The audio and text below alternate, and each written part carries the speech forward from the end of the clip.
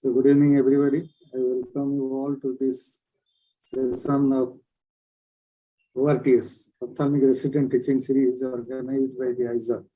So I welcome Dr. R.C. Meher sir, the President EIZOC, and request him to address at the beginning of the program. Sir, unmute, sir. You are muted.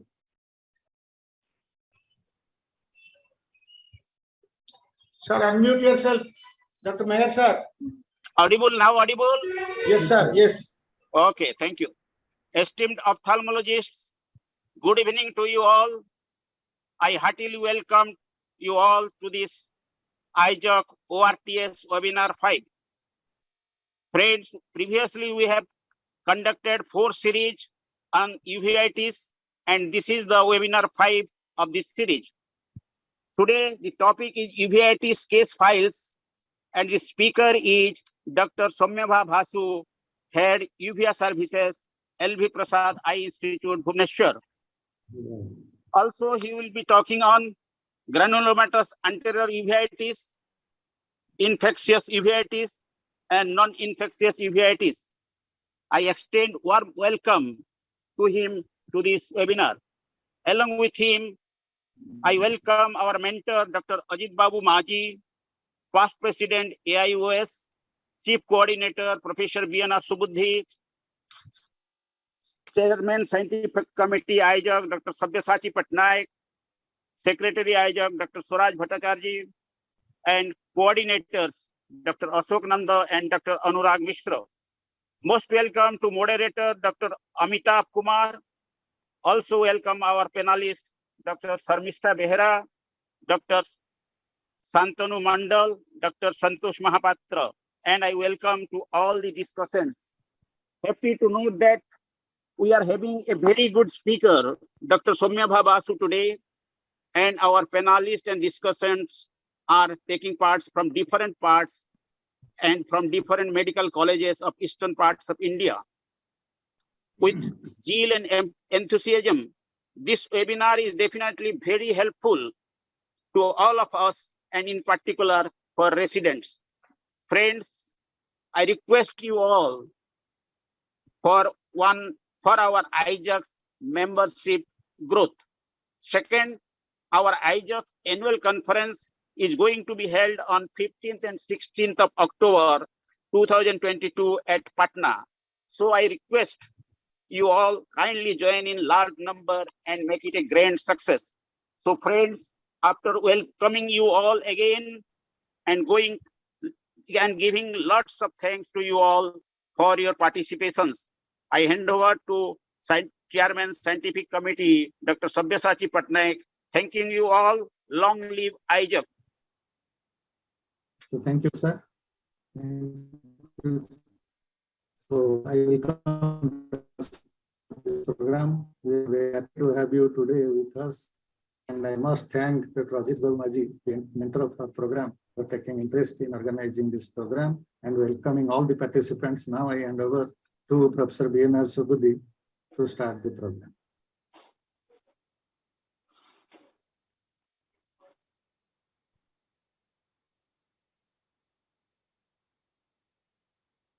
Thank you, Dr. Patnaik. Thank you, Dr. Meher.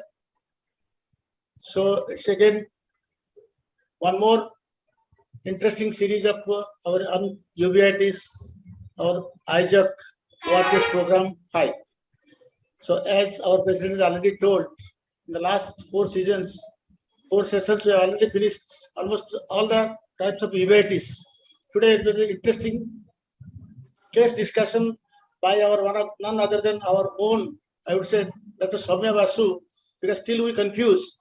So Dr. Beher also is told that he's from Bhubaneswar, and I also always say that the impression is from Bhubaneswar only, because we feel that he's the one amongst us only. But when he has shifted to Hyderabad, I don't know also. So You don't want to leave him. You don't want to leave him. Yeah. Yes. So really, it's a warm welcome to you, Dr. Basu. It's a warm welcome to you. Really happy to have you again amongst us. So as everybody knows, our ORTS program is being really a great successful.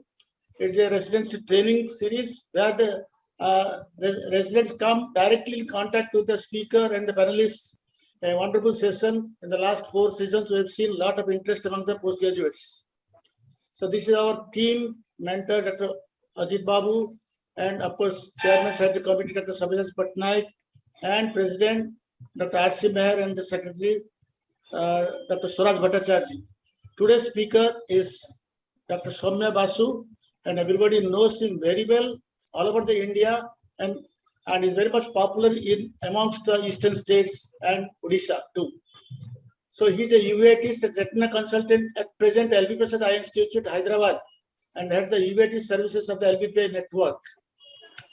He received medical training from the University of Mumbai, followed a retina fellowship at the Sri Ganapati Netralaya Jalna and LBPS Eye Institute, Hyderabad. He has also completed 3 research sabbaticals with Professor Narsingh Rao at Dohmi Institute 2010, Professor Jai Ambati at University of Kentucky 2013-14, and Professor Lalita Ramakrishnan at the University of Cambridge, UK 2016. Dr. Basu's research interests lie in understanding the interaction between infection and autoimmunity in the immune pathogens of ocular tuberculosis. He has done a lot of work on ocular tuberculosis. He has received multiple computed research grants, most recently the DBT grant, DBT Wellcome Trust Intermediate Fellowship in Clinical and Public Health Research 2019 to 2024 is a 5-year study. It is published widely in peer-reviewed international journals and has been a reviewer for nearly almost all the major ophthalmic journals in our country and abroad. Dr. Basu has been actively involved in framing the Indian extrapulmonary tuberculosis guidelines, that's Index TB, and has also been the principal investigator for several multicentric clinical trials. This is the few of his achievements I've just enumerated, but there are a lot of things to learn about him. He's a really nice guy, and really we are lucky to have him today to learn from him. And of course, today's moderator, we have Dr. Amitabh Kumar. He had come once in the last Uveitis series. He is from Shankarnath, Kolkata. And our panelist today, Dr. Sarvishta Behera from Bimsar, Burla, Dr. Santanu Mandal from Disha Eye Hospital, Kolkata, Dr. Santosh Mahapatra from JP Rotary, Cuttack. And today's discussant, the postgraduates who are actively participating in this webinar are Dr. Ankita Sharma from AIIMS, Patna, Dr. Arnab Rai, Agrawal Eye Hospital, Cuttack, Dr. Asmita Gadan from Bimsar, Burla, Dr. Pratibha Behera, Dr. MK Medical College from Dharampur, and Dr. Subrajit Mahanti, SC Medical College, Cuttack, and Dr. Sam Sundaram, AIIMS, Bhubaneswar. So besides this, so many postgraduates also have joined. So let us interact with our speaker today and make it very interesting. So I welcome all the viewers today for this webinar. So thank you very much. Now it is over to Dr. Ajit Babu to say a few words before Dr. Soumya takes over. Ajit Babu, you are muted, sir. Dr. You are muted.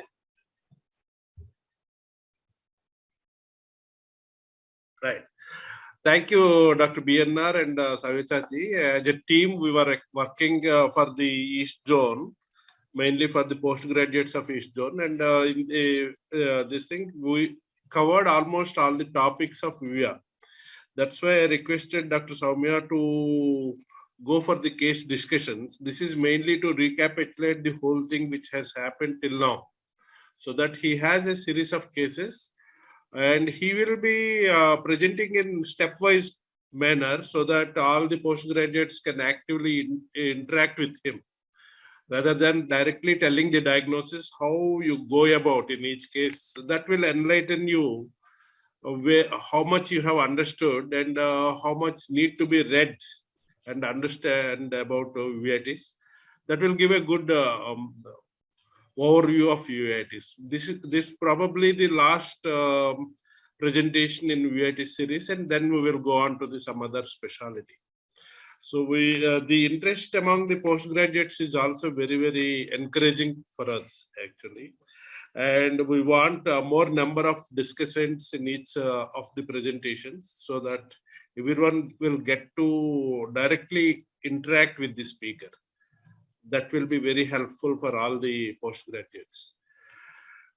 With this, I say Soumya will do the best that is possible. Thank you. Thank you, sir. I'll start now.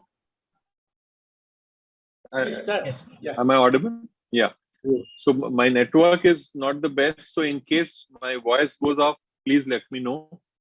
First of all, thanks very much for all the kind words. I'm feeling so happy to be amongst my own people, people I have been with for the past 15, 16 years. So it's a very home-like atmosphere for me. And thank you everyone for giving me this wonderful opportunity.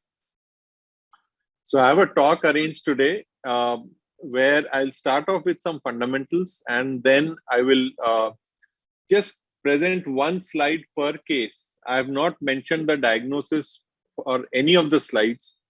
It's actually not so important about knowing the diagnosis, rather it's more important how to approach the patient. And this is what we always discuss in our clinics as well. At any point of time, any of the postgraduates, you have a question in your mind, please feel free to stop, and you can ask the same question more than once also. It's absolutely fine for me to explain that point. So I'll share my... Can I interrupt? Yes, it's sir. better that in each case, as I told you, it's always show the features and let them describe, and then give what are the possibilities. Sure, sure. So that will give them more insight into the cases. Sure, sir. There are a couple of slides probably where I have... That is fine. That is fine. I have not made the animation. So the answers may come up straight away, but otherwise most of the places the image will come first and then we'll start discussing. Okay, so thank you, sir. Yeah, so this is one slide that I'm going to repeat in the end as well, and if I can pass some of these messages to all of you, I think my job will be done. We all talk about how we made a diagnosis of uveitis in a given patient, but believe me, it's way more important to make sure that you are not missing out on something which is not uveitis, and we'll take it up in the middle of the presentation somewhere. Because if we treat something which is not uveitis as uveitis, it can have sometimes very, very dangerous consequences. Then the other thing is, we all talk about making an etiological diagnosis. Hey, I know this is TB, this is VKH, this is whatever. But believe me, it's much more important to make the morphological diagnosis of the uveitis. So one word that I have, all my fellows will know this. I tell my residents and fellows that there is nothing called as uveitis. For every uveitis, you have to qualify it with an anterior, intermediate, posterior pan-uveitis. This does not need any lab test. This does not need any kind of imaging. This is what you are seeing in the patient. And you have to call it anterior, intermediate, posterior. So never use the word uveitis in my clinic. This is a dictum. Also, as I'll mention later, if you say anterior uveitis, then you have to qualify it with a granulomatous or a non-granulomatous uveitis. You just can't leave it at anterior uveitis. Similarly, if you say something as posterior uveitis, you have to say what kind of posterior uveitis it is. You have to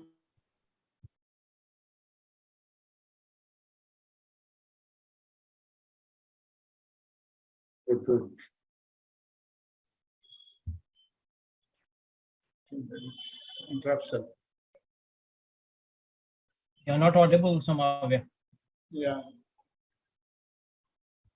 I think we lost the connection. Okay. He will re-enter. Yeah.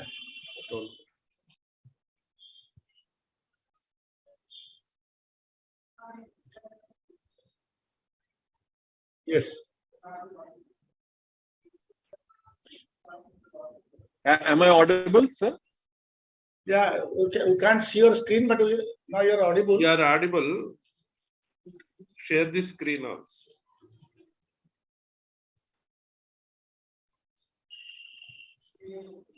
Yes. Okay, so I've switched off my video so that there is. Okay, that's good. That's good. Yeah. Okay. Right. So we often wonder that any patient of uveitis that we are seeing, we must know the etiology. If we are not sure of the etiology, then probably we are not good in our uveitis. So here I would like to mention that it's way more important to rule out two things. One, is there an underlying infection or is there an underlying systemic disease? If you have been able to rule out these 2 points, then you just go about treating the inflammation on its own merit. You don't have to, feel any kind of shame in not knowing the etiology of uveitis in a given patient. Then there is a general tendency that we feel that if we can order more lab tests, we are probably better in, dealing with uveitis. It's quite the opposite. The essence of the diagnosis or treatment of uveitis lies in the clinical pattern recognition. The better you are able to recognize the pattern of uveitis in a patient, the better you will be in developing the pre-test probability of a given form of uveitis for that patient. And that will make the lab test more relevant. A very simple example is a patient with non-granulomatous anterior uveitis. If we order, for example, a Montu test and it turns out to be positive, it has absolutely no relevance in the diagnosis of in non-granulomatous anterior uveitis. And finally, we have to remember that uveitis is a condition which evolves over time. It's not a static thing. So today, if you have a patient with non-granulomatous anterior uveitis and it is not fitting into any particular pattern of uveitis, don't just call it idiopathic uveitis and let it go. You note down what the findings are, call it undifferentiated, and treat the patient on its own merit. And later on, you will find that some new feature will come up. Maybe one day a hypopyon will come up. Maybe another day, some retinal vasculitis will come up in the posterior segment, and you will probably reach the correct diagnosis in the patient. So avoid using the word idiopathic, rather call it undifferentiated and treat the inflammation on its own merit. So are the fellows with me till now? The residents, PGs? Yes. Yeah, okay. So these are the fundamentals which are going to be repeated in the subsequent slides as well. Amitabh, you would like to add anything here? Oh, that's good as of now. I think this is a good introduction, and then we can go ahead with your presentation. Thank you. Yeah. So anyone, any of the PGs, what do you see in this picture?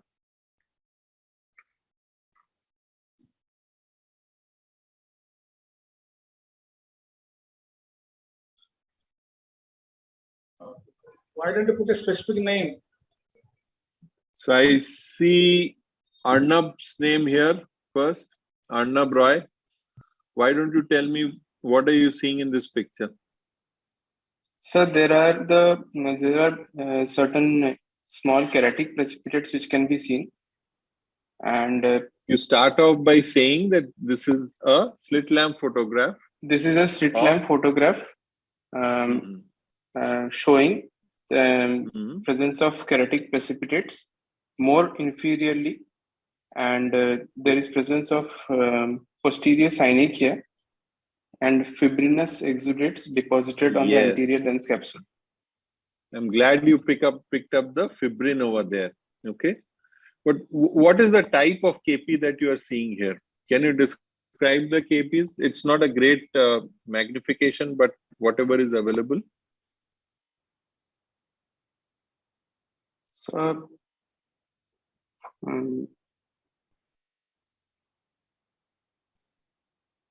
Can you, are they fine KPs or are they mutton These fat are fine KPs. These are fine KPs, sir. Fine KPs. Okay, they are almost like endothelial dusting. Endothelial dusting, yes, sir. So they are not KPs with a volume that you see in mutton fat KPs. Yes. So which means that we are not dealing with granulomatous anti-uveitis, we are dealing with non-granulomatous anti-uveitis, which has fibrin in the anterior chamber. It's of acute onset, just 3 days in a young male patient. So anybody can tell what will you next. Let us assume the fundus is absolutely normal in this patient, okay? And the other eye is also normal. So what will you do next for this patient? Anna, why don't you only take it up? So I will ask the patient for a history of low back pain, Perfect. more in Go the ahead. morning hours, Mm-hmm. stiffness. Mm-hmm. If the patient says that, yes, I have been having recurrent low back pain, then I will think of a diagnosis of ankylosing spondylitis and go for an HLA-B27. Nice. Because there is fibrin and there is so much of posterior synechia. Mm-hmm. So you have a non-granulomatous anti-uveitis, as you rightly mentioned. You will ask for a history of inflammatory joint pain. Okay, typically it's an axial pain, which means it's in the back, but sometimes it could also be in the periphery, in the peripheral joints or in the ankles. But it's an inflammatory joint pain. So just like I mentioned in the first slide that there is nothing called as uveitis in my clinic. It has to be qualified with anterior, posterior, or pan or intermediate. Similarly, there is nothing called as joint pain in my clinic. It has to be qualified by an inflammatory, or it's equally important to mention whether it's a non-inflammatory joint pain, okay, related to a posture or osteoarthritis or any such thing which is not related to inflammation. So you will ask for a history of inflammatory joint pain, right? So here it is. So it's acute onset, unilateral or alternatingly unilateral, in which case we call it ping pong. There is a history of inflammatory joint pain, which is more in the mornings and relieved with exercise. And you see fibrin or hypopion in the anterior chamber. Then you test for HLA-B27. And of course, very, very importantly, you have to make sure you just can't look at the slit lamp and call it anti-uveitis. You have to make sure that there is nothing at the back, and then only you call it anterior uveitis, okay? Non-granulomatous anterior uveitis. And you test for HLA-B27. This is very important because almost 80% of all acute anterior uveitis, if unilateral, like the picture you saw here, are going to be related to HLA-B27. Of course, not all of these HLA-B27 type diseases will test positives, especially in the females. You are more likely to get a negative report, but still the pattern of the disease fits into HLA-B27 and you will treat it on its merit. It is important to do this test because, you know, once your test is positive and it is fitting into the clinical pattern, then you don't have to do any other tests in such a patient. And it will tell the patient about the course of the disease. If you yourself can tell the patient that this is going to recur over time, then the patient feels confident in your abilities. And finally, you can refer the patient to the rheumatologist in very appropriately and prevent probably a life-changing deformity in the patient. So this is the, you know, if you remember this slide alone from today's presentation, you have covered more than 50% of all uveitis that will come to your clinic. It's that important for learning uveitis. Okay, Amitabh, any other points on this? Just one more point to add, that this is probably one of the anterior uveitis where you might need systemic medication. Because normally most of the other anterior uveitis, you will be able to manage them with topical steroids and cycloplegics. But this is a condition where you might need to refer the patient, as you said, to a rheumatologist, and they would need pretty aggressive treatment, systemic treatment as well. Thank you. So from non-granulomatous, anybody has a question on this one? If not, we'll move on to granulomatous, and we'll see that there. Yes, yes. We are seeing the synechia. How soon do you see? The history is only 3 days. Yeah. If you see the 11 to 12 o'clock, the synechia appears to be a little bit older than the recent. Yeah. Inferior, it is very recent, but superior ones appears to be older synechia. So many times the patient may have had a subacute attack in the same eye in the past, and they may not have reported it, and that could have led to the formation of the synechia. But the current episode, probably developed 3 days ago, and that's how that the is patient came inferiorly. to us. I can see that 6 to 7 o'clock. Yeah. That. So the other thing to remember about this is that ophthalmologists are probably the first point of contact for such patients with the medical care system, because the inflammatory joint pain is such that it goes away once the patient starts moving around in the morning. They don't feel a need to go to a physician for their joint pains. On the other hand, the eye pain or the redness or decreased vision is not going to disappear when they start moving around. It's going to persist. So the ophthalmologist is the first point of contact, and it's our responsibility to make the correct systemic diagnosis in this patient, with the catch that we should not be carried away by a negative HLA-B27 test. We should still identify the pattern clearly and treat it on its merit. So from non-granulomatous, we move on to granulomatous anti-uveitis. There are a few lines that have come up in the screen. Can others also see these lines? Yes. Or is it me? I don't know. Yeah, we are seeing now. So because I'll stop share and then share the screen again. I think that will be better, I think. Yes, sir.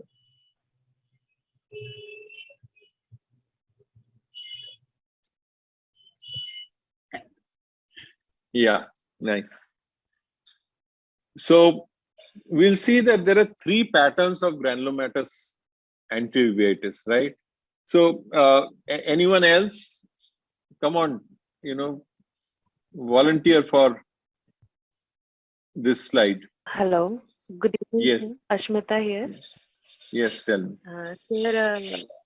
To start with, the uppermost, left uppermost picture, as we can see, it's a slit lamp photograph showing there are peripheral anterior synecdoche, irregular pupil, and irregular anterior chamber. And the lower photograph is a fundus photograph showing hyperpigmented patches in the periphery of the fundus.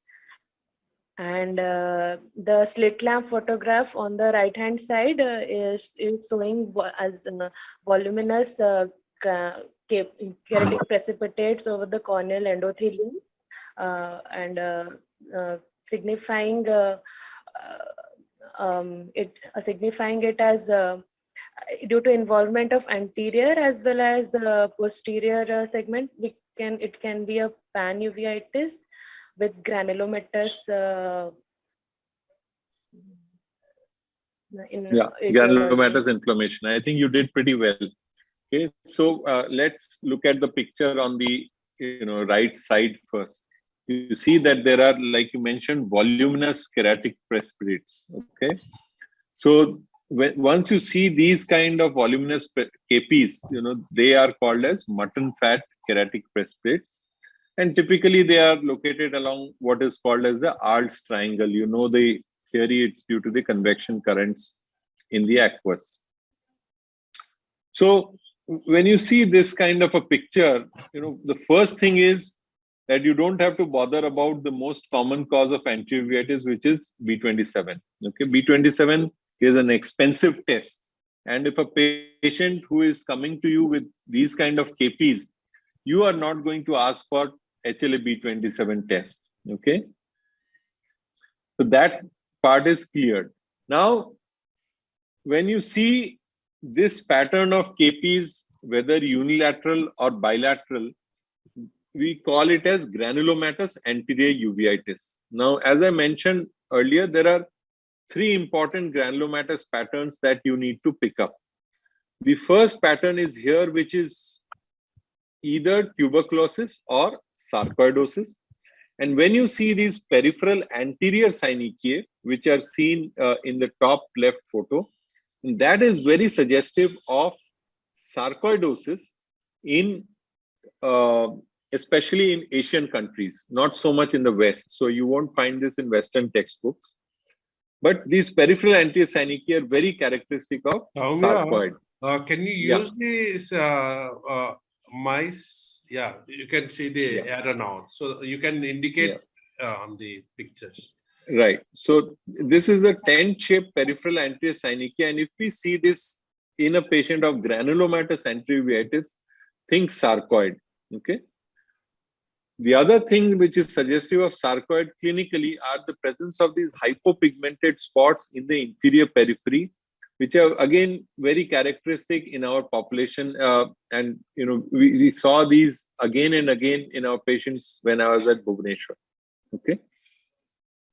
So how do you go about distinguishing between TB and sarcoid in these kind of patients? So one option is get a chest radiography. And I would prefer to do a CT scan of the chest rather than a X-ray chest when I'm trying to look for sarcoid. So one very important concept in any form of uveitis is that you have to actively look for what you are suspecting in the patient. You know, nowadays I rarely ask for CT scan when I'm suspecting TB strongly, except in those cases where I see like choroidal tubercles or those typical features of disseminated TB. Except those ones, I rarely ask for CT scan of the chest when I'm suspecting TB. However, if I'm suspecting sarcoid, irrespective of whether the patient is affording or not affording, my test of choice is a high-resolution CT scan of the thorax. What you look for there, the most important thing is the mediastinal lymph nodes, and especially if the lymph nodes are more than 1 centimeter in size, you would want to get a biopsy of those lymph nodes by endobronchial ultrasound, which is called as EBUS. Okay, so there are other features of CT scan in sarcoid as well. For example, interstitial lung disease, fissural nodules, all of these are characteristic of sarcoid, which you will not see in TB.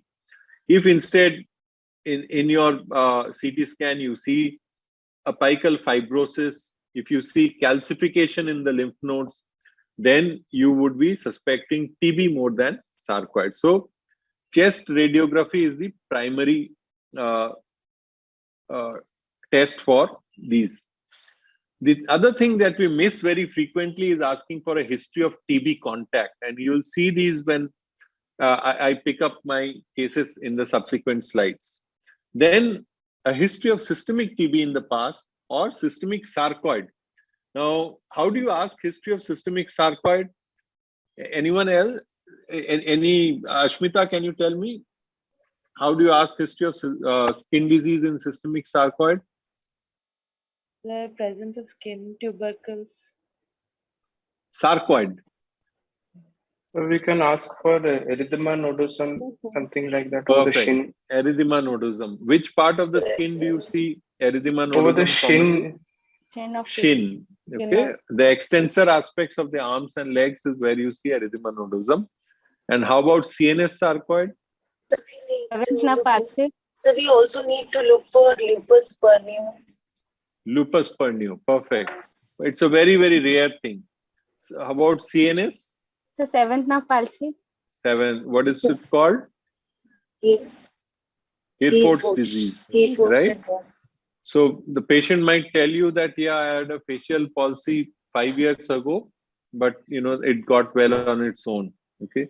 Then you would want to know if there are any lymph node swellings that the patient has. Okay, including cervical lymph nodes. Then what about cardiac sarcoid? What happens there? Okay, there is AV nodal delay. So you see a lot of conduction defects on the ECG. So remember that cardiac sarcoid is quite common and quite often missed. Okay, so these are features that you would want. These organ-specific involvements is what you will want to make a diagnosis of sarcoid. Remember that the test which we most frequently do for sarcoid, which is serum angiotensin converting enzyme. Now, this test, if you use it as a screening test, okay, so for example, you take all your patients of uveitis and just run a serum ACE test for all the patients, then it has a very low positive predictive value. It has a very low clinical utility. However, if you take patients who are already biopsy proven to be sarcoid, obviously all of them will turn out to be having high serum ACE. So there is no use getting this test done for making a diagnosis for sarcoid. Rather, you should invest your time and the patient's money in getting the chest radiography properly and getting a good history of organ-specific involvement. I'm spending so much time here because sarcoid is reasonably common in our population. Okay, we should not ignore it. And the last thing you would want to know is a Schirmer test. Now, studies from India itself have shown that in sarcoidosis, you are going to get a dry eye as compared to tuberculosis. And this could be a good way to distinguish between TB and sarcoid. So this is, one pattern of granulomatous anti-uveitis that will come to you. Amitabh, you'll add anything here? It's fine. I think we have covered most of it. The only thing which I would want to add is even with an HRCT, I think a contrast enhanced CT would be more helpful. Yeah, I mean, you agree with that? I used to think so before, but then I looked up the literature. I must confess that I have not spoken to a radiologist yet. But when I look up the literature, the role of contrast enhanced CT scan is more useful when you are trying to rule out activity versus no activity. Okay, so for example, in metastasis, in cancer, there the contrast enhanced CT is much better. However, if you're trying to look for a greater resolution, which is often what we want, then the HRCT is better than the CECT. And then, of course, the CECT costs much more, almost 11,000-12,000 rupees compared to 5,000 rupees of HRCT. And I think for that double the price, it does not add up so much to the diagnosis. Besides the fact that you also run the risk of allergic reaction to the dye of contrast. So for these reasons, I have started doing HRCT regularly rather than a contrast enhanced CT. However, I would suggest that you can talk to a radiologist friend and find out what would be preferred in these patients. So the other pattern where again you are seeing these voluminous keratic precipitates along the endothelium is where you see these pigments. So the moment you see pigment and pressure, raised intraocular pressure, can anyone of you describe this? Take it up. What would that be? Of course, it's all mentioned here, right? It's viral anti-uveitis. So remember the two P's, pigment and pressure. Think of viruses, okay? And which two viruses? Herpes simplex and varicella zoster, okay? Raised intraocular pressure, typically the pressure would be in the 30s. If it's much higher, for example, in the 50s or more, then think of cytomegalovirus. Otherwise, in the 20s and 30s, you usually think of HSV or VZV. Okay.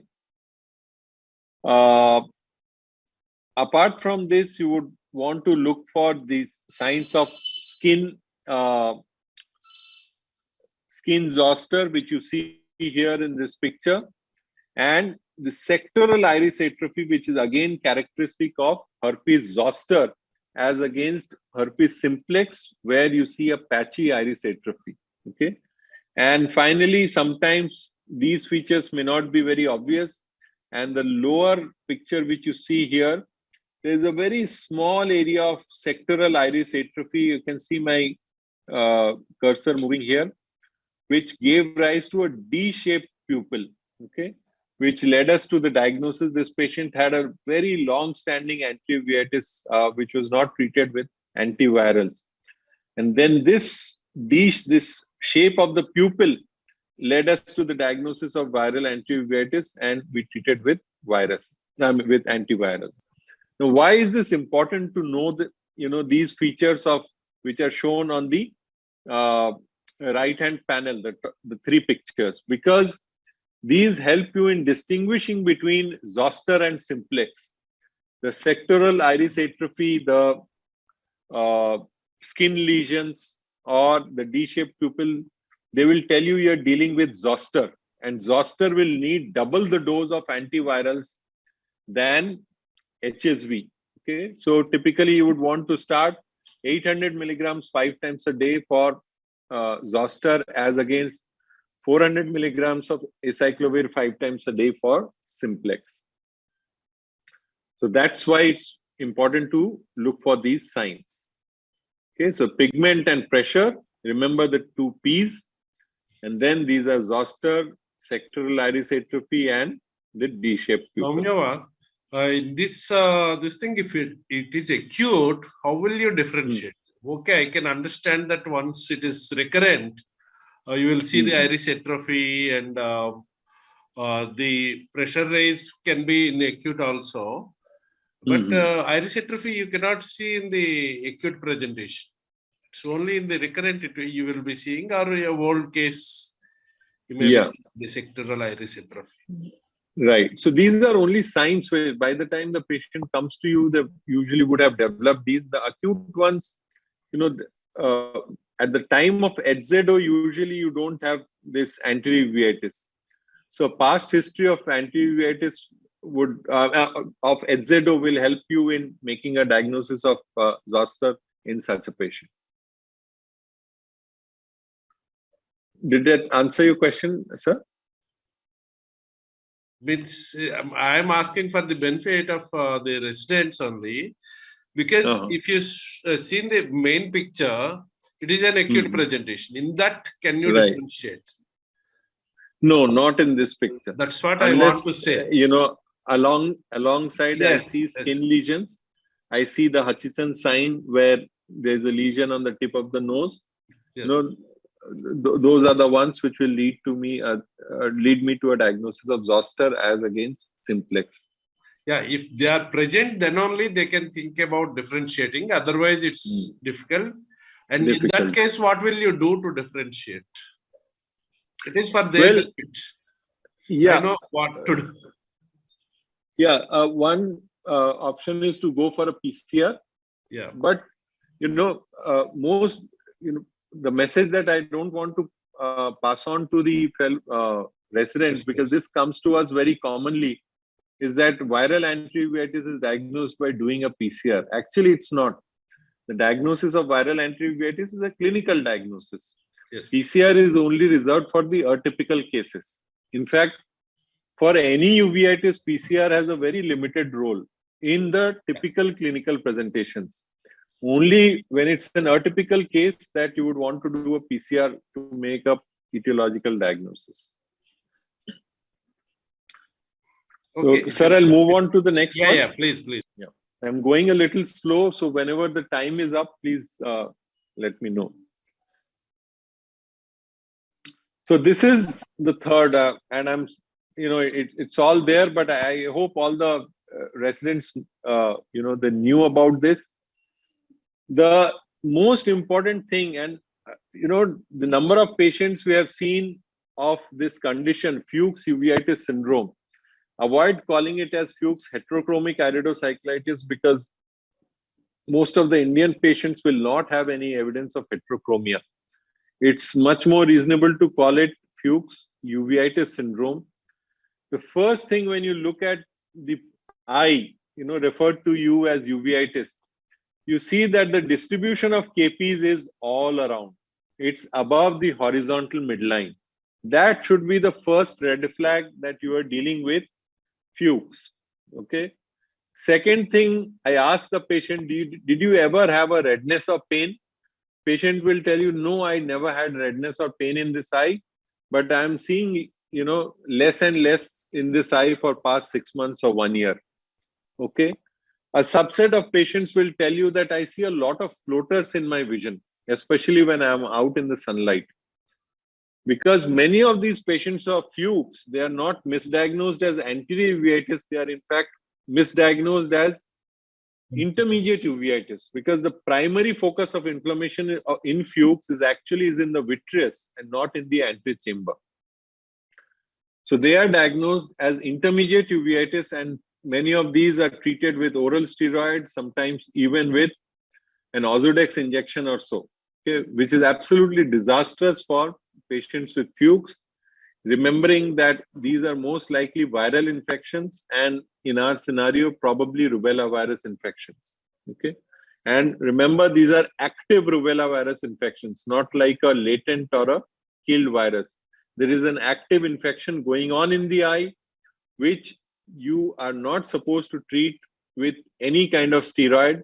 And since this is an RNA virus, you are also not going to treat it with any kind of your routine antivirals.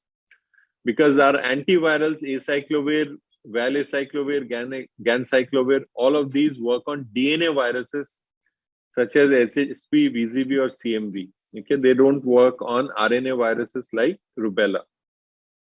Okay, the vitritis component is very important for the counseling of the patients, because again, this is something that we have seen in practice several times.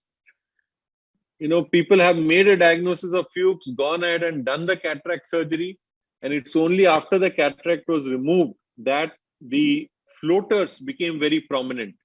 And the patient blamed the surgery for the appearance of the floaters, after which the patients were started on a high dose of oral steroids. Okay.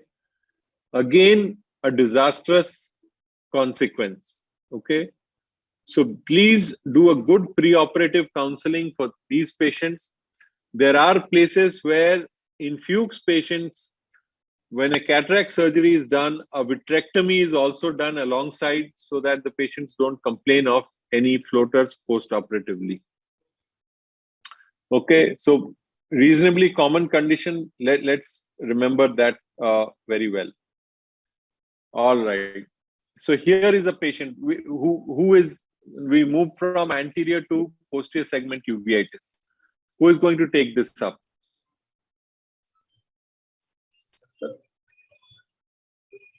Pratibha, why not?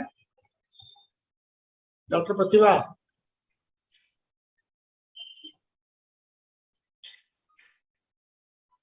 Shanmugha Sundaram. Sir. Good evening, sir. Good evening. Good evening, sir. It is a wide field fundus photography of in right eye. It is showing a grade 1 media with nasal blurring of the disc with cup disc ratio of 0.4:1. Then blood vessels are showing normal in appearance, with the peripheries are showing hypopigmented lesions in the right eye, more in the nasal side, and in the temporal side it's showing a vitreous haze. Then a macular foveal reflex is dull. Then in left eye it is showing a media of grade 2 with blurred disc margins, and the cup disc ratio is not well defined. And blood vessels appears to be normal with dull foveal reflex, and the peripheries are showing large big lesions of hypopigmented areas, more in the nasal side than the temporal side. Yeah, can you describe the lesions in a little more detail? Sir, lesions The left eye lesions?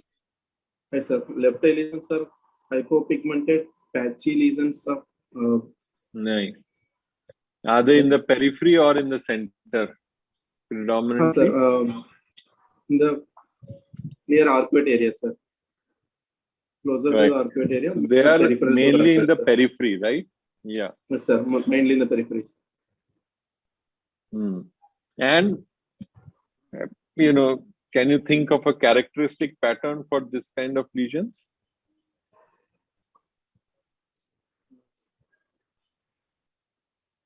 Sorry, sir, I didn't. Okay.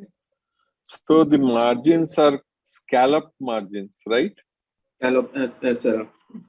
Right. And these can be called as finger-like projections. Do you think the lesions are in the retina or in the choroid? Sir, lesions are in the choroidal. Because the blood vessels are over the lesion. Yeah. So I think that's one thing we need to be careful about. You know, we have all been taught that, you know, if the blood vessel are over the lesion, then it's got to be in the choroid. But remember that the blood vessels are in the inner retinal layers, and if the primary, you know, involvement of the retina is of the outer retina, then the blood vessel will still appear to be coursing over it. Okay. So what you should really look for is the distribution of the lesion. So a choroidal lesion will not be diffuse like this in the periphery. Okay. And unfortunately, this is a optos fundus photograph, which gives you a pseudo color. But if you have a true color, like when you are really examining the patient, you look at the brightness of the lesion. Okay. So it's the brightness of the lesion and the distribution of the lesion which will tell you whether it's in the retina or the choroid. Don't let the blood vessel alone influence you whether it's in the retina or in the choroid. Now, before the patient came to us, as you can see, it's mentioned here that it's an elderly lady who was symptomatic in both eyes, left eye more than the right eye, for 1 month, and she had been under immunosuppressive treatment for rheumatoid arthritis. Okay. So whoever saw this patient first, you know, like a regular thing, they ordered the battery of investigations, which included a Montu test and a VDRL, etc., etc. Okay. Without really recognizing the clinical pattern which you are seeing in this picture. Now, what has happened? The Montu test has come out to be positive. But are you going to call this patient as tubercular uveitis? No, because this is a diffuse kind of retinitis with a geographic distribution. Okay. And in current terms, this morphological pattern, remember, not an etiological, but a morphological pattern, is called as acute retinal necrosis. Okay. So it's a peripheral retinitis which progresses circumferentially and it has finger-like projections towards the center, right? So this morphological pattern is called as acute retinal necrosis, and the most common causes are again the same viruses which we mentioned earlier, herpes simplex or varicella zoster. Rarely, this can also be caused by Toxoplasma gondii, okay, especially in HIV-infected individuals, okay, or by Epstein-Barr virus, which is more of an academic value than of any significance. So, HSV and VZV are what you should be suspecting in this patient and treating accordingly. So this pattern, don't forget this pattern, especially what you're seeing in the left eye. This is acute retinal necrosis in a patient who was immunosuppressed due to treatment for rheumatoid arthritis. Okay. The important lesson here is not to order investigations which are not relevant. Otherwise, you end up with false positive tests, such as the positive Montu test in this patient. Okay. Incidentally, this patient also had a granulomatous anterior uveitis that you're seeing here in this picture. I don't recollect her intraocular pressure, but she had a granulomatous anterior uveitis in both eyes. Okay. And pigmented keratic presbyopia. Okay, this one. Who takes this one? Pratibha? Yes, sir. Pratibha. Good evening, sir. Yeah, go ahead. Good evening, sir. So this is a fundus color fundus picture of the right eye and the left eye fundus. So in the right eye, the optic disc looks normal, the vessels look normal, and the FR is not the FR is absent, and we see a yellowish lesion near the disc. And in the left eye, the disc look normal, the vessels look normal, and a yellowish lesion is seen near the disc. May it be, sir, the juxtapapillary one? Right. So what you can't appreciate here is also the macular edema. So Yes, sir. what do you think? This is a retinitis or a choroiditis?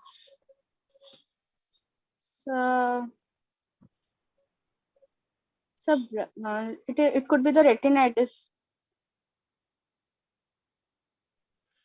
Hello? Right. So the brightness, yeah, I can hear you. Okay. Yes, sir. The brightness lesion tells you that this is essentially a retinitis lesion. Yes. There is a history of typhoid fever 1 Fever. week prior to the onset of visual symptoms. Okay. So this pattern, which we see very commonly in our population, okay, is called as post-fever retinitis. Some people also call it as epidemic retinitis, and it is related to a variety of different causes of fever. Okay. It could be a typhoid fever, it could be a rickettsial fever.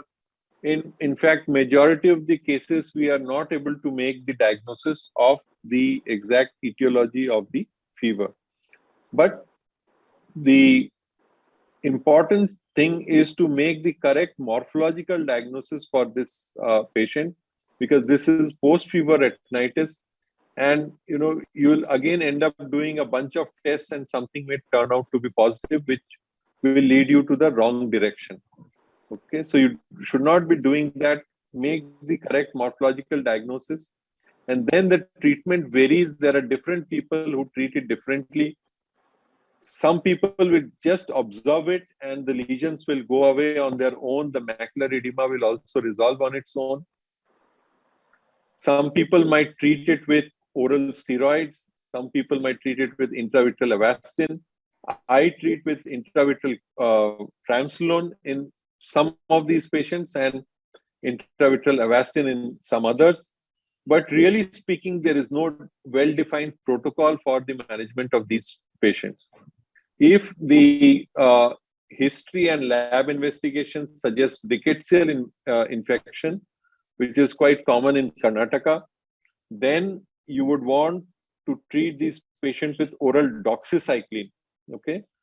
However, there is no role of treatment with any of the oral antivirals such as acyclovir or valacyclovir.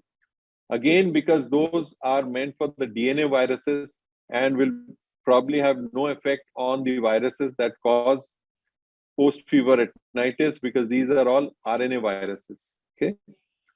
But what kind of anti-inflammatory therapy you give varies from one center to another center. Important thing, make the correct morphological diagnosis. Don't get carried away to things that will lead you to wrong investigations. Amitabh, you would want to add anything here? No, that's fine. Okay. How do you treat these patients in your clinic? Normally with the anti-inflammatory part is mainly with the oral steroids. I've not really given them intravitreal injections. Yeah.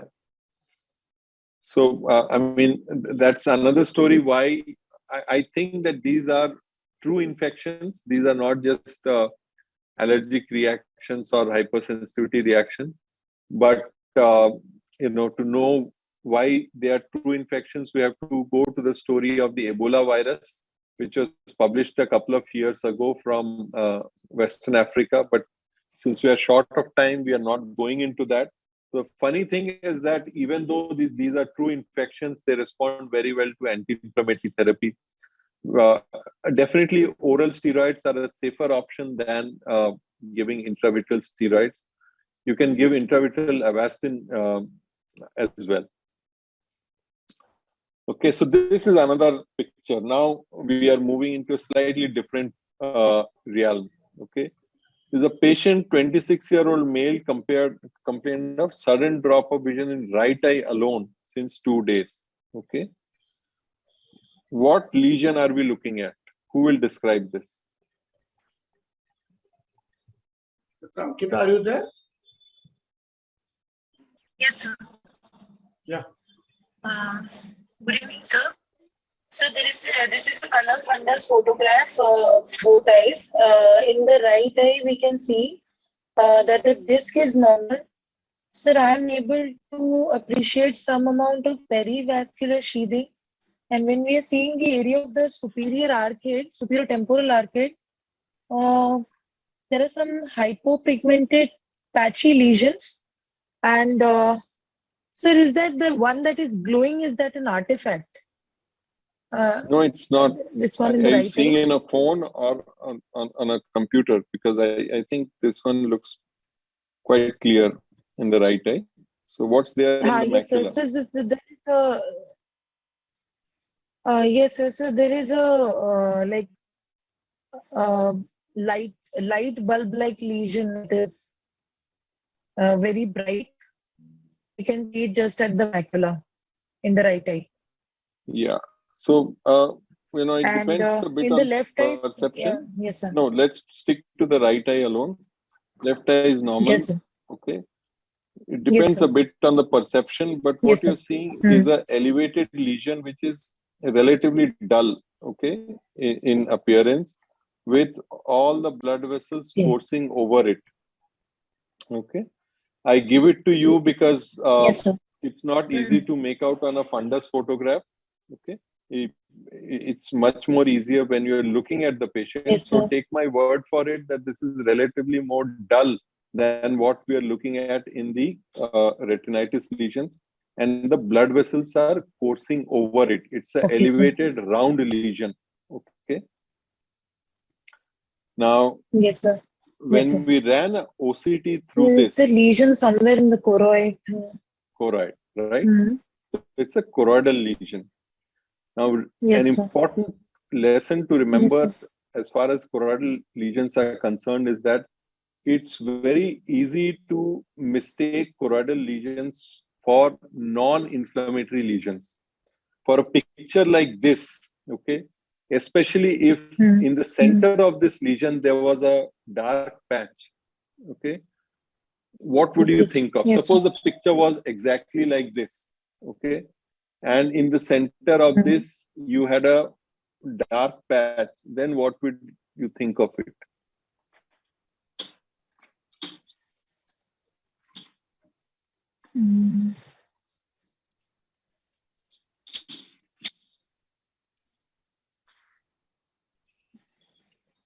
You Let's would say it is a want to, hyperpigmented patch with this lesion. not hyperpigmented, sir, actually a kind of central clearing in the middle of a white lesion.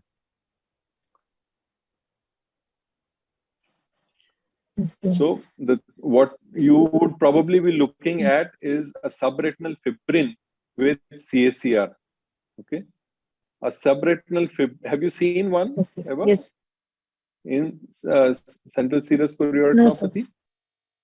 Okay, so if you see sir, I've adequate seen number of central serous, but subretinal and fibrin. yeah, so it's quite common, especially when you have a smokestack leak. You will find subretinal fibrin more commonly because they have more of protein content. Okay. Now, you know, they will also deposit as a white round elevated lesion like you're seeing here. However, that subretinal fibrin deposition is typically around a pigment epithelial detachment, RP detachment, okay, PED. So that PED gives rise to a central clearing kind of thing, dark area, around which there is a white elevated lesion like you're seeing here, okay. Now, Yes. suppose you mistake it for an inflammatory lesion, a subretinal fibrin in CSCR, and treat it with corticosteroids. You know what will happen? What will happen? Yes, sir. In CSCR, steroids are contraindicated.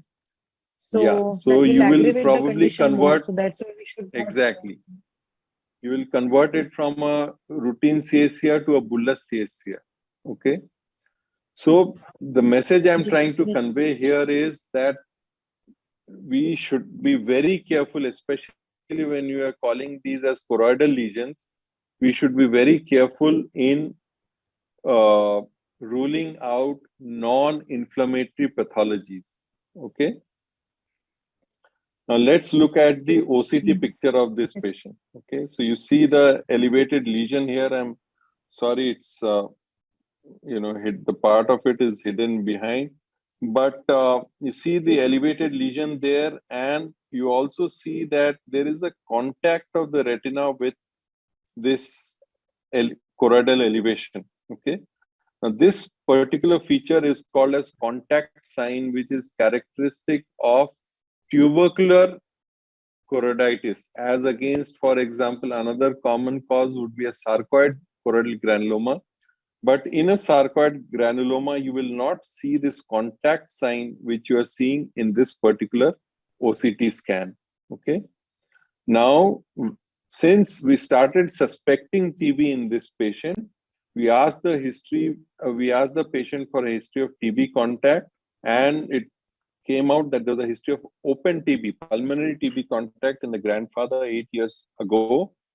His MON2 test was positive, and there were subpleural nodule on the upper left upper lobe and subcentimetric lymph node. So all of these together led us to the diagnosis of tuberculosis, and we treated this patient with anti-TB therapy alone, which many people may not want. Many would want to treat the patient with ATT with corticosteroids. Both are fine. We have done it both ways, but this particular patient was treated with ATT alone, and this is the picture post 4 months of ATT alone.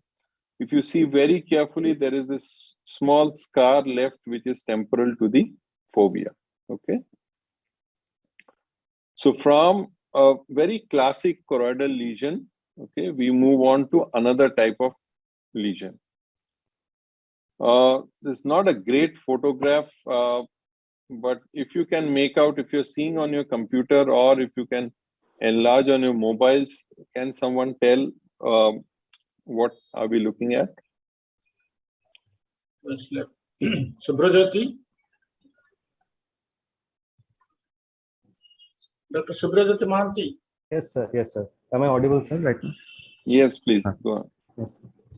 Sir, it's a wide field fundus photograph photo, both eyes. Sir, for the right eye, sir, there is a grade 1, which is haze is there, sir. Just sir, go to the lesion straight away. Okay, so sir. we save time. Yeah. Sir, I can see, sir, peripherally there are lesions, that is sheathing, there is a lesion suggestive of periphlebitis, sir, and also there are hemorrhages along the vessels, sir. And in both the eyes, sir, pretty much the same picture, and also yeah, yes, so the details are not very well visible. Yes, Different quadrants are involved in the right versus left eye. Left eye, it's mainly the upper quadrants, whereas right eye, it's mainly the lower quadrants. However, there are certain specific details, okay, which you probably can't appreciate very well in these wide field photographs, which are kind of cramped in such a small space. So what is the morphological diagnosis that you have made in this patient? Sir, so this is a form of retinal vasculitis, sir. Perfect. Bilateral retinal vasculitis. Sir. Now let's look at, whenever you see a patient of retinal vasculitis, don't stay there alone. You have to look at the associated ocular signs. Okay. We have seen that retinal vasculitis, and like you mentioned, it's mainly a periphlebitis. So mainly the veins are involved. Okay. So it's a bilateral retinal periphlebitis. You already are seeing the hemorrhages, which means that it's an occlusive retinal periphlebitis. Okay, so we have made so many diagnoses just by looking at the eye. Now, what does the angiogram show you? Okay, what are you seeing here in the angiogram? Sir, And just areas tell of the positive capillary features. non-perfusion, sir. Nice. Temporal to the macula, large area of capillary non-perfusion. And what is happening between the superior and the inferior arcades? Sir, there are normal connections, sir. AV. What are these connections called? Sir, arteriovenous anastomosis, sir. Collaterals. Collateral, sir. Yes. Right. So these, and you also see the hypofluorescence due to the, it's a blocked hypofluorescence, which is due to the hemorrhages. Yes. But there's a special blocked hypofluorescence which is also happening here. Can you see my cursor? Yes, sir.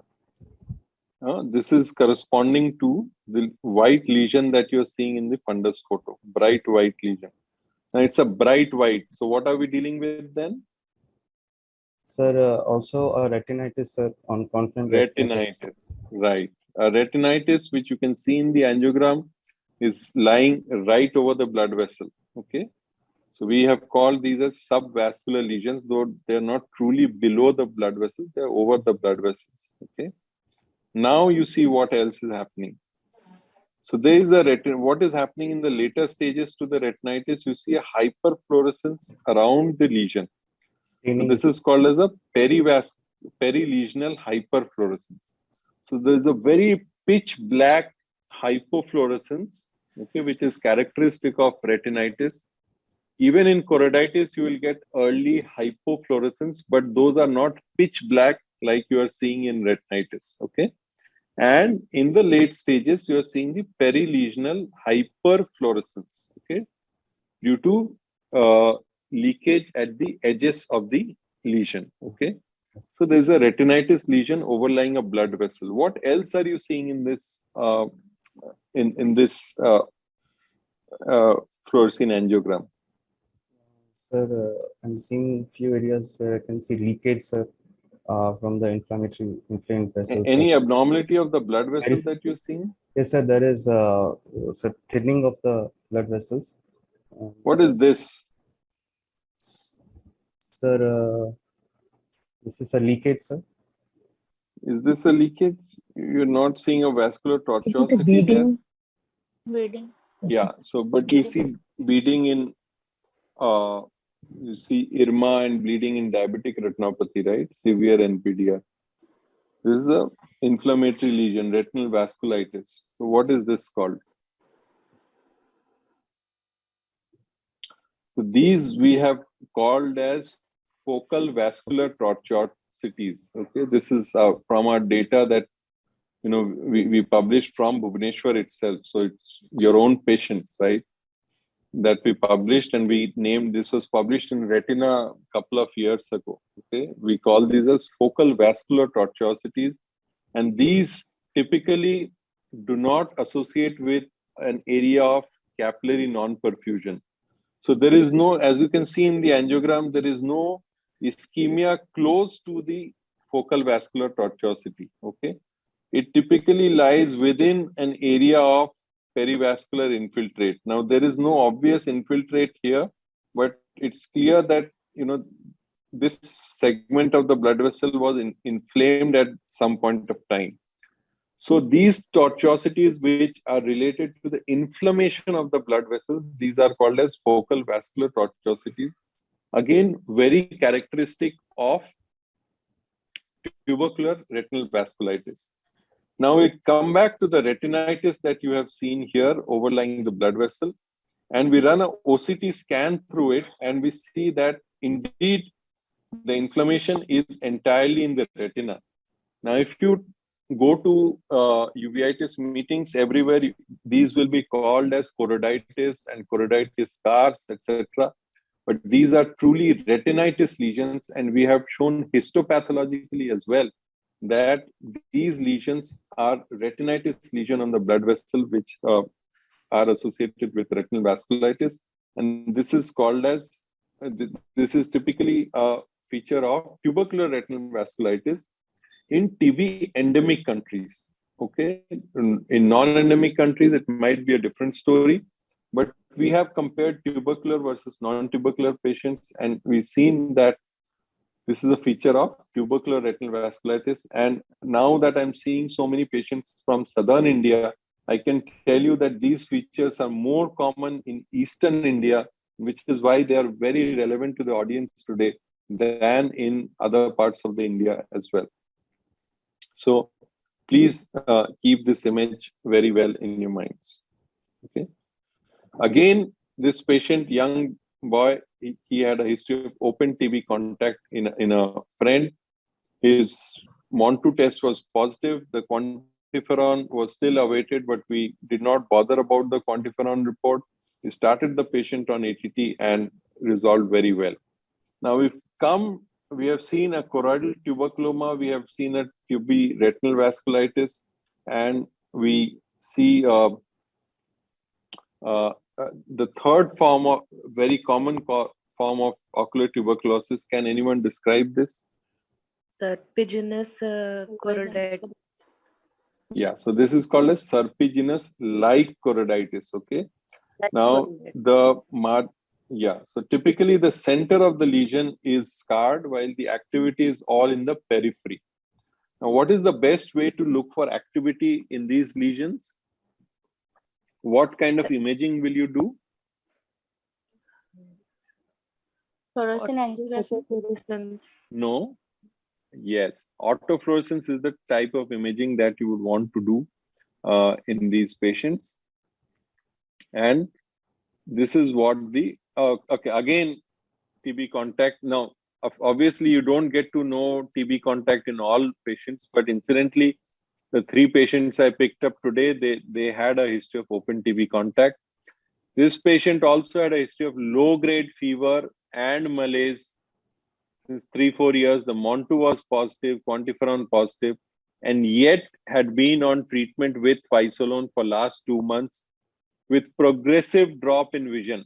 This is important.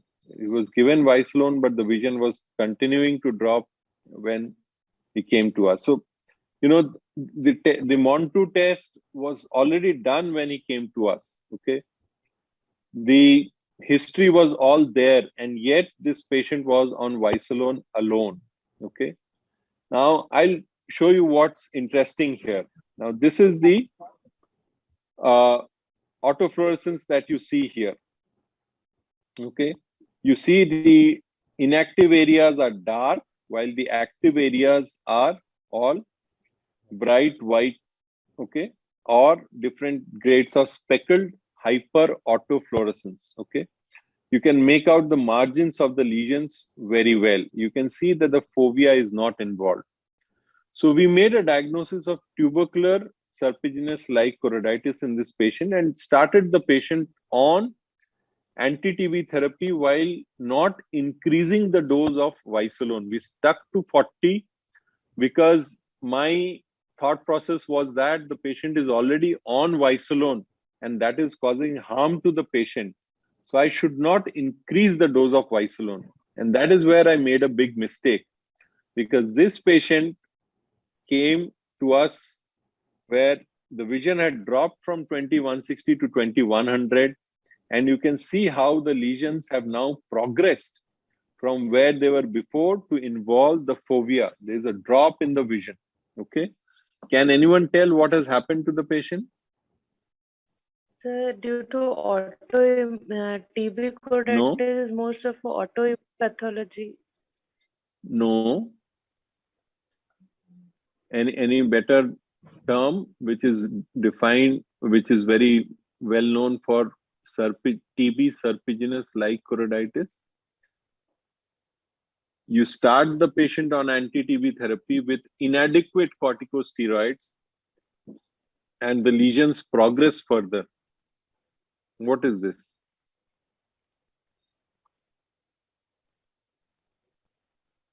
Okay, so this is called as paradoxical worsening. Okay, this is very well established not only in ocular TB but also different forms of extrapulmonary TB such as lymph node or cerebral TB. This was first described as a Jarisch-Hersheimer reaction. Okay, when treatment for syphilis was started, treatment of syphilis with penicillin was started, then they saw worsening of the syphilis with penicillin, which was called as the Jarisch-Hersheimer reaction, which is also happening here in ophthalmology. We call it as paradoxical worsening. Okay, this is due to the antimicrobial effect of the anti-TB drugs, which kills the bacteria and releases the antigens. Okay, and it causes up further progression of the lesion. The way to deal with it is to increase the dose of corticosteroids. Now, I did not, as a young boy, I did not want to increase his oral corticosteroids further. So I only injected Ozurdex. Okay, we have already published a series of, I think, about 14 or 16 patients of paradoxical worsening who were treated with Ozurdex. So we are quite sure of this treatment. We treated with Ozurdex and the vision improved. You can see the lesions were bright white earlier on autofluorescence. They have all become dark now, which means that they have healed, and the vision improved from 2200 to 2060. In fact, over time, as you continue the treatment, the vision tends to improve over several months. In serpiginous-like choroiditis, it doesn't improve immediately. It takes several months to improve. Okay. So at this stage, we are short of time. Yeah. Don't worry, we will extend a little bit. Don't worry about time. No, please tell me, sir, because I know I'm going very slow. Yeah. So here, if you see the autofluorescence, the RP changes are involving the center here. So what will be the other quality of vision? You are talking only about the quantity of vision. Right. What will be the quality of vision in this patient? Yeah. So I think doing a microperimetry would be very helpful, but to know the quality of vision here, but we have not done that in this particular patient. But the point I wanted to highlight for serpiginous-like choroiditis is that we should not give up on the treatment very easily. Yeah. The important thing is to taper the steroids very, very gradually. And I've seen patients improving from counting finger vision to 20/25, 20/40 over several months, like 7, 8, 10 months of treatment. They will improve very, very gradually in serpiginous-like choroiditis.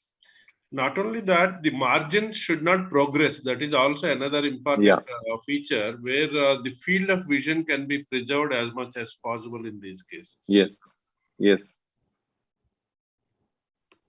Yeah, you can Amitabh, you have a...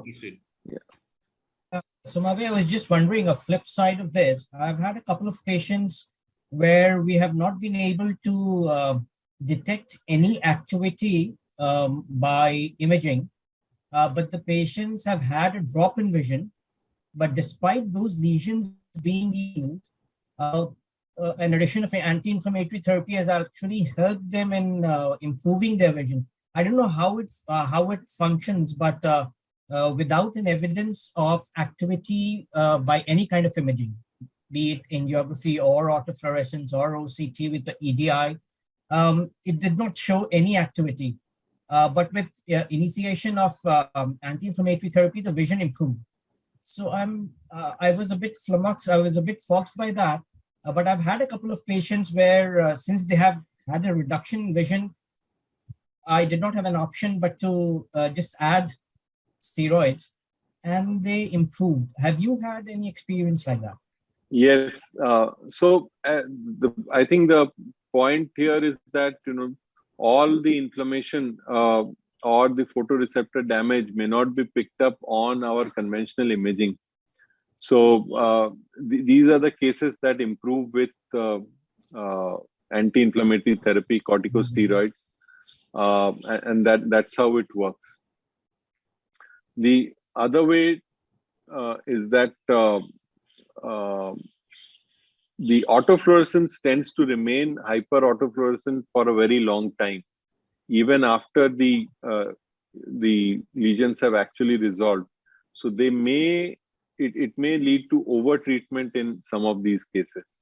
So autofluorescence is the first one to come and the last one to go. And that's why they sometimes lead to over treatment as well. I'll move on to the the last infection case that I have with me here. Now, any of the residents can tell us what are we looking at, and I'll tell you why I chose this picture. Anybody? Color fundus photograph is a montage image basically of the right eye, sir. And so if we look at the lesion, it is somewhere in the superior-nasal quadrant, sir. I can see chorioretinal atrophic lesion, and superior to it, I can see choroidal lesion probably, sir. Yeah, so that's what I was waiting to hear from you. Is that choroidal or retinal? Sir, so that is retinal, sir. Yeah, so that's a retinitis lesion. Okay, so look at the brightness. Don't bother about the blood vessel. Okay, look at the brightness of the lesion. It's a bright white lesion next to a pigmented scar. It's a Toxoplasma scar. Can you give a better terminology for this? Sir, one active toxoplasma retinitis is there. What diagnosis? So punched out lesion basically, or headlight. You have to give Headlight and fog. Where is the fog here? There is. Okay, so if let me spell it out for you. If you have to write in a paper or exam or whatever, the ideal answer should be recurrent. Why recurrent? Because there is an earlier scar there. Okay, so recurrent toxoplasma retinochoroiditis. Will you remember this? Recurrent toxoplasma retinochoroiditis. Okay, so toxoplasma lesions, unlike viral retinitis where they're limited to the retina, in toxoplasma the lesion starts in the retina. In fact, the infection remains only in the retina, but the inflammation spreads to the choroid. So it's always a retinochoroiditis in toxoplasmosis, whereas in viral infection, it is only a viral retinitis, not a retinochoroiditis. Okay, so what we're looking at is recurrent toxoplasma retinochoroiditis, which is a clinical diagnosis. You don't diagnose this by testing for toxo IgG, IgM. Okay, that has absolutely no role in the diagnosis here. It's a clinical diagnosis. You would worry about doing IgG, IgM only when you don't see the scar there. Nothing else is matching toxoplasma. Then you think of all those things, including PCR, etc. Okay, for this lesion, I'm definitely not advising toxoplasma IgG, IgM. Why I put this particular picture is that you also see a lot of perivascular sheathing here. Now, if you have this kind of a toxoplasma retinochoroiditis right at the posterior pole, you are unlikely to miss it in your fundus evaluation.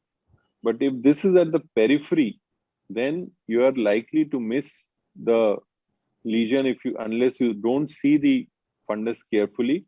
And if what you see only are these perivascular infiltrates that you see in the infranasal quadrant, then you may mistakenly call it only as retinal vasculitis, and your Montu test might turn out to be positive, and the patient might go into treatment for TB or something else. Okay. Instead, if you diagnose the correct toxoplasma retinochoroiditis, then you just treat for the toxo infection, and the perivascular infiltrates will go away on their own. That is the reason why I put this picture in today's presentation. Okay.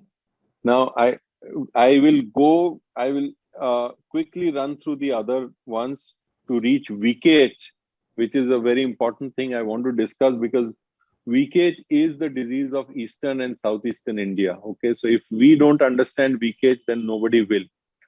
We see more weak age, in our population than they do in the rest of the world. So I'll come to that very quickly. I'll just run through the remaining slides. Please pardon me for doing that.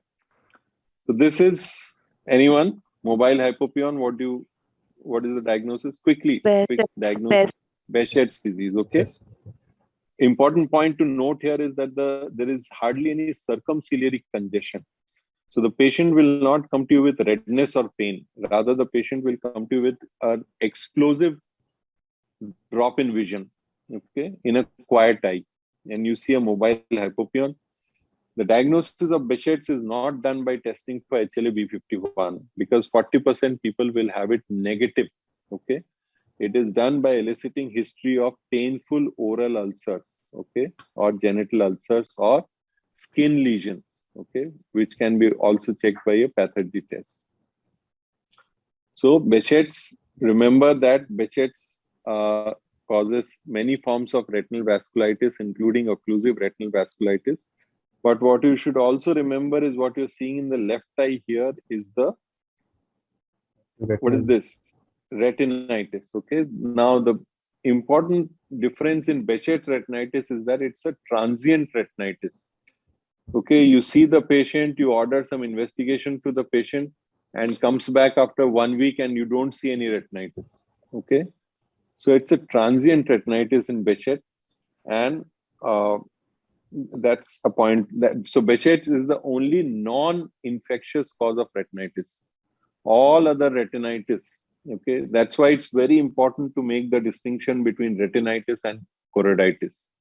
You just can't get away calling everything as chorioretinitis, okay? There is nothing like that. So you have to make that distinction, retinitis versus choroiditis, because all retinitis except Behcet will be infectious disease. And every infectious retinitis has its own way of management. ARN will be antiviral, toxo will be antitoxo, or whichever one you are dealing with. Okay. Syphilis, I have not shown syphilis here. Syphilis will be antisyphilitic treatment. So this is the point. Remember in Behcet, of course, you see the classic fern pattern leak on the fluorescein angiogram. And this is a patient. Okay, I'll straight away go to the autofluorescence and let me see if any of the, this is a tough one, okay, not easy at all. So any of the residents can tell what we are dealing with. I'll show the autofluorescence, okay? Sorry. What is this?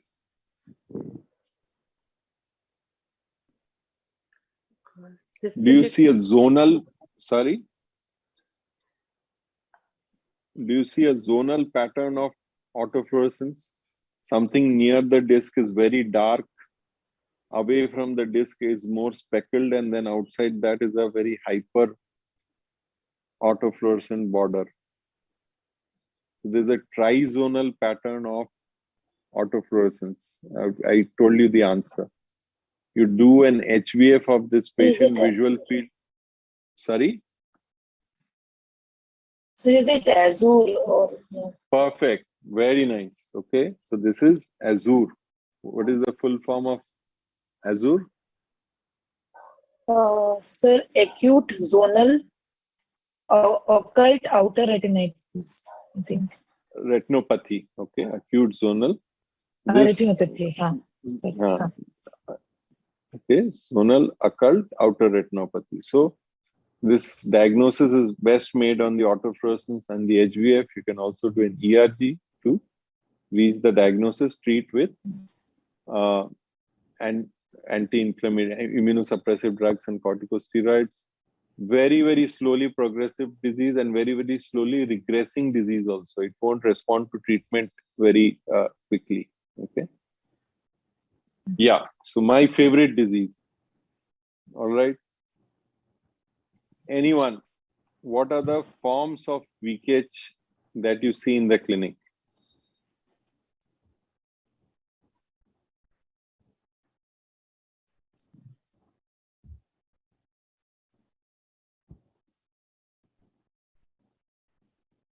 Come on, quickly. I think all of us are hungry for dinner.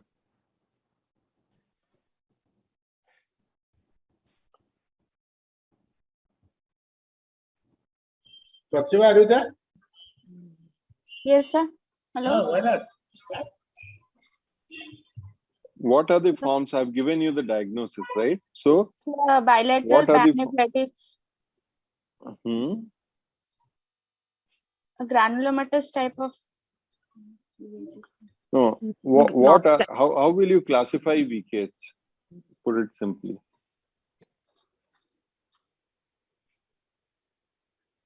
Sir, it can manifest as both non-granulomatous anterior.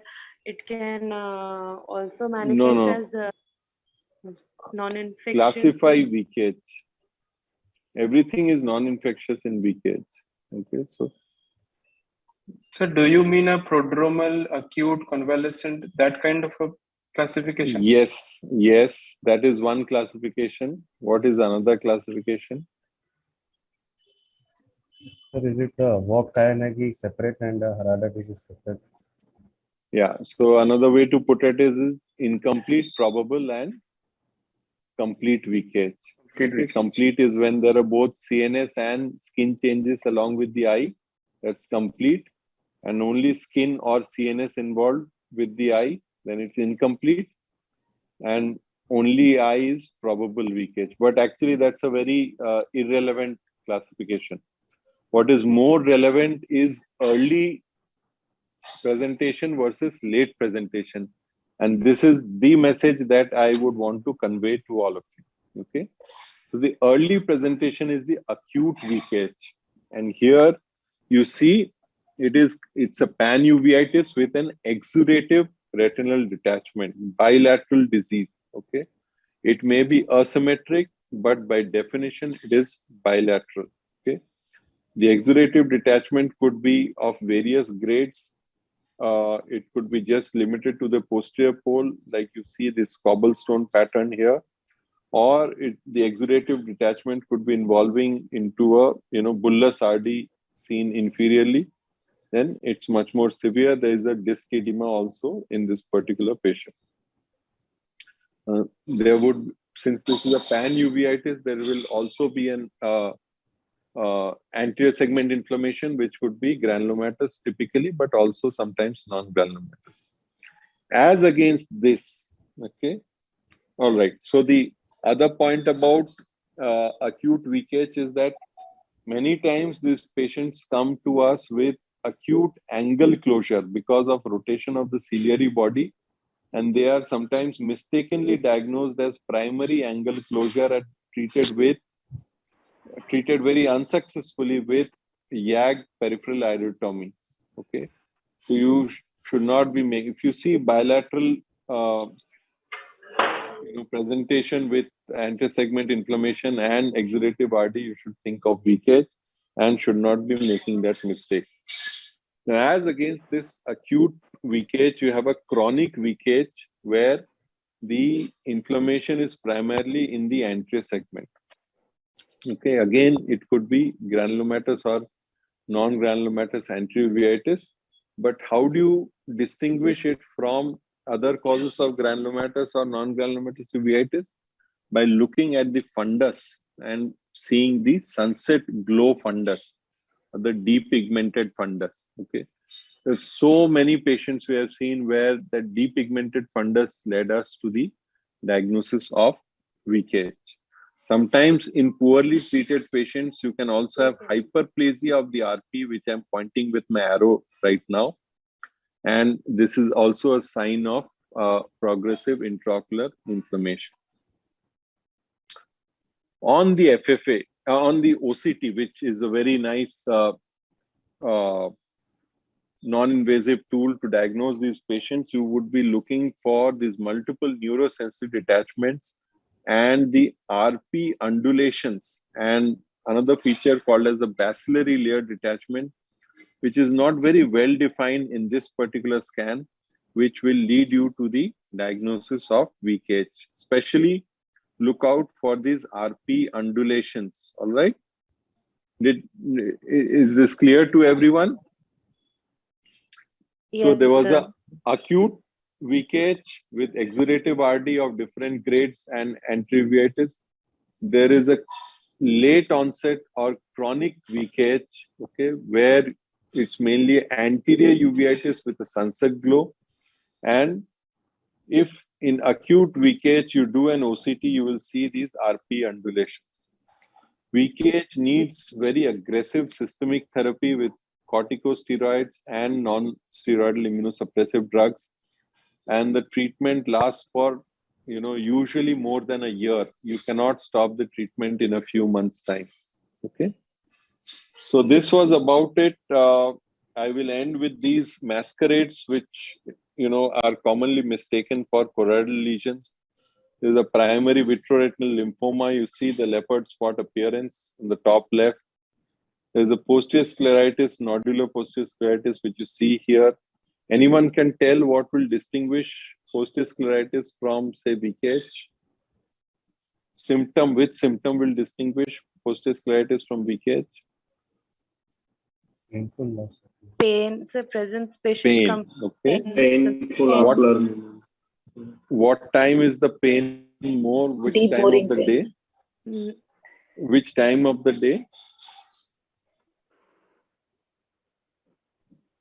Okay, so it's a nocturnal pain. The patient gets up in the middle of the night from sleep and gets the pain. Okay. Then you have a CSR. I told about it in the beginning itself. Okay, this one incidentally doesn't have that central clearing very well defined.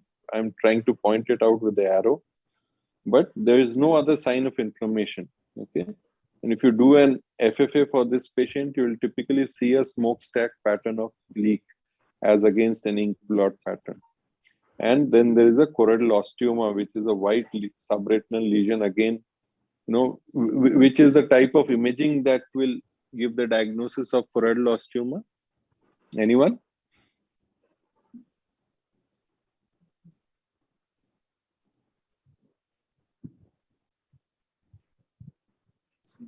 Okay, you'd want to do a B scan. Okay, you reduce the gain on the B scan significantly, just like you look for a optic disc drusen or a calcification in a patient with retinoblastoma.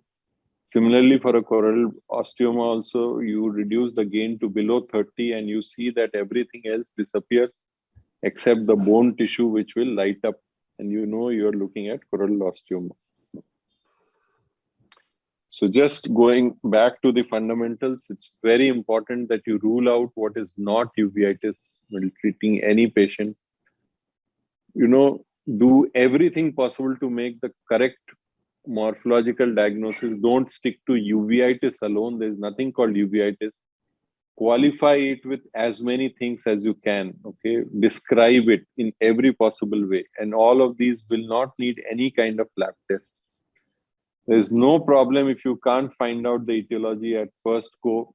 Keep watching the patient. Don't call it idiopathic.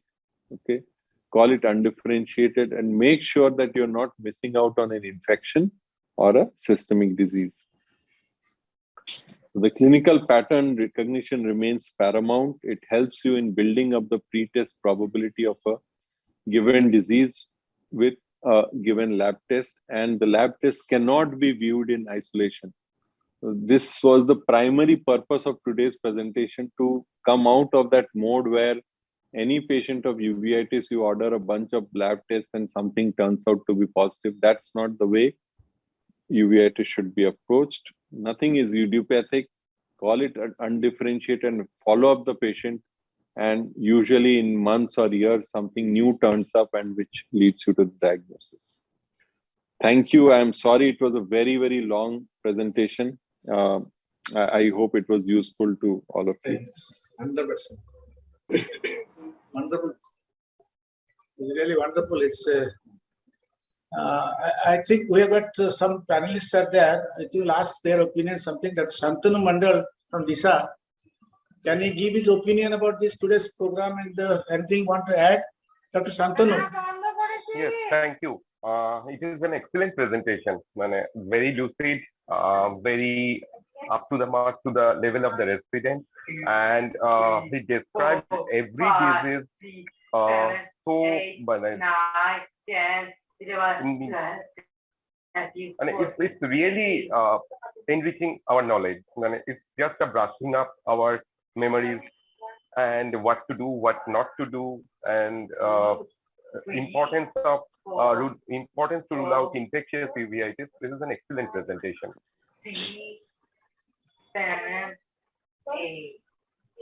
Any comments from Dr. Santosh? Any comments? Good evening. Hi Basu, as usual, you made Uveitis simple for the residents. Only I just wanted to ask you, would you like to just tell us how to, like, serpiginous choroiditis and serpiginous-like choroiditis? Is there any specific difference? I think we should not be worried too much about serpiginous choroiditis because that needs a specific genetic background which we don't see in India. So what usually happens when we end up calling it serpiginous is when the TB tests come out to be negative. So we need to remember that almost 30 to 40% of all extrapulmonary tuberculosis, even in immune competent individuals, will have negative tests for MON2 or quantiferon. So we should not be carried away by a negative MON2 quantiferon. It's very unlikely that we will find true serpiginous autoimmune choroiditis in our Indian population. Now, an interesting anecdote here is that the person who discovered serpiginous choroiditis, Professor Don Gass, so he passed away in 2002, and around that time, just before a couple of years before he passed away, that's when the first understanding of serpiginous-like choroiditis was coming up at Professor Amod Gupta's clinic, the TB Association, and both of them happened to discuss it at that time. And even Don Gass agreed that many of his patients whom he called APMPP or serpiginous-like choroiditis, they continued to come with recurrences and they never really look for TB in those patients. So it is quite possible that many of his patients whom he had diagnosed as APMPP or serpiginous choroiditis initially, they were probably of tubercular origin as well, even in the United States. So I think, we should not worry too much about that distinction between serpiginous and serpiginous-like. But usually we'll call it as serpiginous-like in our country. Yes, always. The catch is whether it's always TB or not. That remains a question. Okay, so a lot of infections have been associated with serpiginous-like choroiditis. Some of those associations might be just spurious associations, but some of them might be true. Okay, so that remains a question mark. I think only the future will tell. Sir, I have a question. Yeah. Yes, Sir, in case of the diagnosis of ocular TB, what is the dosing schedule for the ATT trial? No, there is no ATT trial. It's ATT treatment. Okay, so we should come out of the therapeutic trial mode. So we have diagnosed TB. It's a clinical diagnosis, and we treat it with ATT. Now, the current recommendations are to treat it with 9 months of ATT, but it's not based on any very clear-cut evidence whether 9 months versus 6 months. I have treated with 6-month ATT for all these years, and the only other person I know who does 6 months all the time is Professor Rathinam at Arvind Madurai.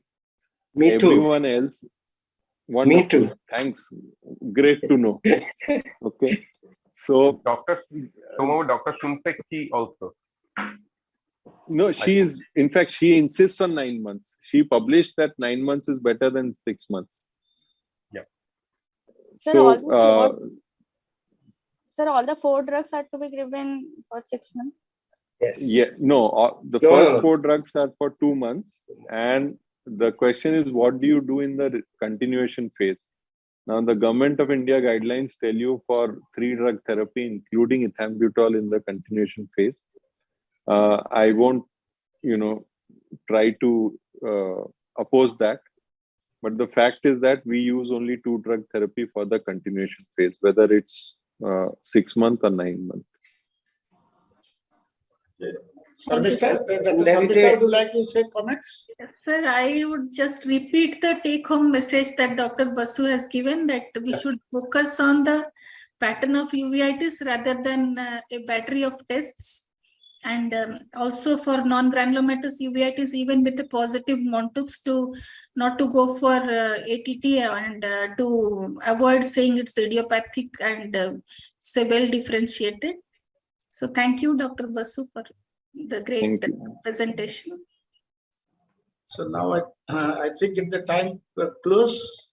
It's a really wonderful discussion. So before, I think I request again Dr. Santosh to give the vote of thanks. So before that, I'll ask Mr. Syed to play the video as usual, our host video. Syed, are you there? Yes, sir, doing so. Yeah.